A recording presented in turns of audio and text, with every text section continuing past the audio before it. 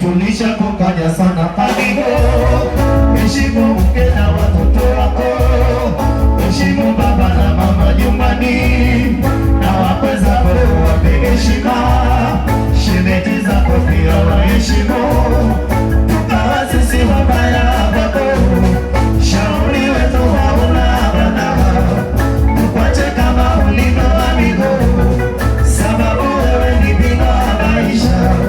Mahali umeshanipa amigo, keo na habari na yeye, na leo yamekufika mambo, ujinga wa mwanamke amekukimbia.